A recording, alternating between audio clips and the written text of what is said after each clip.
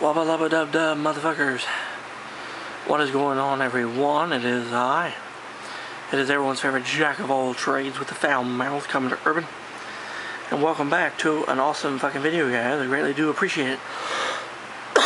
And before I do dive into this bitch, and we get balls deep into her, I want to give a special shout out to all of you guys, my viewers, my subscribers, for sticking around watching this shit. That's the reason why I fucking do it for all you guys, so yeah. And anyway, this is going to be my end-to-build review of the Atlantis 1 to 320th scale model of the USS John Paul Jones, which she is a Forrest Sherman class destroyer. And it says here for the features, it says she is 16 inches long. My dick is definitely bigger. Full color decals with a full hull. Yeah, full fucking hull. Torpedo tubes, radar antennas, display stand and flag sheet, and the box top artwork is suitable for framing. And it says right here it is made in the good old USA, America. Fuck yeah. So there will not be tariffs on this shit, so there you go. And of course features right here, 87 parts, molten light gray, water slide decals, 16 inches long. I just fucking farted, so better be glad it ain't smell-o-vision, because if it was, you guys would be dying right now.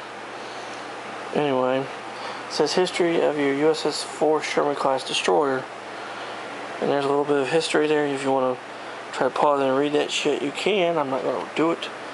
Paint guide, which is pretty handy to have, which I actually use a lot more than is the fucking colors for it. But, and of course, there is the model as completed.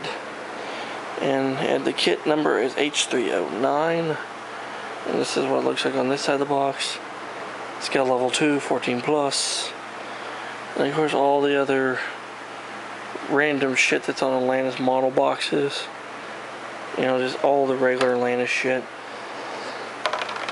Same bullshit on this side. And on the back side it just tells you to check out their entire line of plastic hobby kits at AtlantisModels.com, which I fucking did. They have several other ones I really would love to fucking get. So, anyway, that's the kit. Here's the instruction sheet. To show you guys the instruction sheet. It's a fold out. Fold out looks like this. Gives you a little bit of history of the ship here. And a picture of the ship. Preserving the past while building the future. And shows you the different steps as you go through them. Pretty straightforward, pretty fucking simple shit, you know. So basically there's eight steps all together to build this thing. Now finally, here's what we got after we built ours. Pretty fucking awesome, honestly. Great fucking looking ship. And there is a lot of detail, honestly, for being an old kit. This is an old Revell kit. And for being such an old ass Revell kit, there's a lot of great details on here, like molded detail wise. Like if you look on the front and the bulkheads, there's tons and tons of details molded on the bulkheads and on the doors and even on the parts of the superstructure. I mean, there's just details fucking galore. It's very good for an old kit with being, like I said, for being so fucking old of a model kit. The detail is actually quite good, especially like on deck details like the ropes, which I actually painted the fucking ropes. As you can see, I did do that. And coils of ropes on the decks. You can see there are coils of ropes on the decks. Those are a nice touch. Makes it feel more realistic. It makes it feel more like a real ship when it has that kind of shit on it. And of course you have your depth chargers, your depth charges, extra depth charge rack, your other miscellaneous pieces of equipment. Then you have not one, not two, but 3 5-inch guns. And the thing with this class of destroyer, it's actually the first class of destroyer to have most of its armament in the ass end of the ship. And of course you have some smaller anti-aircraft guns here, rocket launchers, torpedo tubes here that shoot out from the sides, and of course more anti-aircraft guns in your two other 5-inch guns, which this one here has its own little system on board. Unlike the other two turrets, this one has its own built-in you know, gun range finder, which is a nice little touch. Now, the pros for this fucking kit are, it's nice. It's a great fucking model kit, I'm not gonna lie. I was really shocked at how well detailed this thing is. Like I said, it's very, very well detailed. And even the detailing on the hull, like the hull plate, even the hull plating and stuff is on the model too, which is quite nice. I'm really shocked that Revell did such a nice job with the molding, and I'm just really happy that Atlantis seen that this was a really nice, you know, kit of actually a really cool looking type of ship, and they were able to, you know, buy it and resurrect it. So, yeah, like I said, tons and tons of detail. I'm so fucking crazy about the detail on this thing, is why I'm so Jones in it, because there's tons of detail on here, like detail galore before the invention of upgrade detailing kits for fucking model ships. This is definitely a better made kit by Revell, because Revell, honestly, a lot of their model ship kits are shit.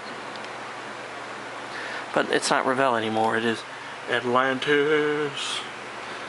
So yeah, detail galore, what I really like. And of course the fact that it was also easy to put together. You don't really hear me say that a lot, but yes. The only fucking issue I had with this kit, honestly, was the deck. Was to get the main deck glued in. But once I had the main deck attached to the hull here, everything else went in just like that. Fucking easy.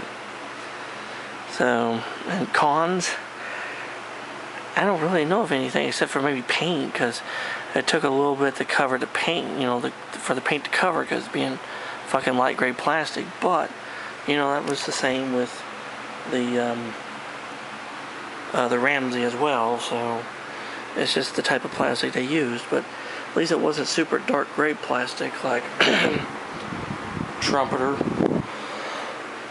Yeah, Trumpeter models, their plastic's fucking super dark gray, hard cover shit. So overall, paintability for this fucking thing, it was about a 5. You know, it was a little bit hard to paint over on some parts. Other things, it was easy to paint. The darker the colors used, the easier it was. Assembly, I give assembly an 8. Like I said, it was very easy to assemble, very straightforward and understandable. The only thing that was a little bit hard, like I said, was this main deck, which goes from here all the way to the ass end. But once you got that bitch in, everything else just went like butter. Interesting, very interesting. I would give it also an 8 for interesting scale, because it's a very interesting looking ship and very impressive little ship. Finally, overall, I would say overall about a 9.2. It's a great kit. I'm not gonna fucking lie. Great classic vintage Revell kit that was reissued by Atlantis Models, and I'm very glad that they did it. They also did the Forrest Sherman as well. So I don't know. I might look for the Forrest Sherman. I don't know. But overall, the USS John Paul Jones, great fucking kit. Great detail, like I said. All this fucking detail on here is just superb, especially for being molded on. Superb shit. Now, before I end this video, I'm going to give you guys the answers to my challenge. I gave you a challenge, guys. I put special meanings and the signal flags here and also on the Ramsey. Let's go ahead and do the Ramsey first. The special coded message on the Ramsey is simple. Each flag stands for a letter of the alphabet. Okay? And if any of y'all are old sailors and stuff, you guys probably already picked this out. But this is the letter P. This is the letter O. And this is the letter S. P-O-S. Piece of shit. There you go. And now, this one. This is going to be the hard one. Okay? That one is the letter F. That's the letter U. It's the letter C. And the letter K. That's the letter I. And the letter T. This says, fuck it. So once again, this is POS for piece of shit. And this says, fuck it. So if you guys got these, if you guys were able to guess what these flags were saying, congratulations, you fucking know how to read signal flags. Or you're just a military, or you're a Navy veteran. So if you're a Navy veteran, you know, thank you for your service. I greatly appreciate it. I hope you guys had fun with this. So overall, this was a fun model to build. And the Ramsey was also both a fun model to build. Let's just go ahead and set them side by side each other so you guys can see them. And there you go, there's the two ships, the Ramsey and the John Paul Jones. Side by side, both of them the models I got for my birthday. They're both finished. And now onwards now with the Yamato build. So there you have it, guys. And now overall, like I said, the USS John Paul Jones, great kit. I'll give it a 5 out of 5 and 2 star, and not 2 star, 5 stars, and 2 thumbs up. Great fucking kit. I would definitely tell people to definitely build it. Fun, fun, fun. So there you go, guys. I hope you guys enjoyed my end of build review of the Atlantis 1 to 320th scale model of the USS John Paul Jones. And if you have any questions or comments about anything, leave them in the fucking comment section below. I'll get back with you. If you're new to the channel, like this shit I fucking do, hit the fucking subscribe button, hit the damn notification bell. Never miss a video from yours truly ever again. And until next time, this is Commodore Urban saying have smooth seas and clear skies. Happy sailing with you. God bless you all. Take care. Stay safe. Be yourselves. Jesus and the good Lord love you all very much. And until next time around, I'll catch you on warm trade when the hell anyone knows. And anchors away, motherfuckers. So, yeah.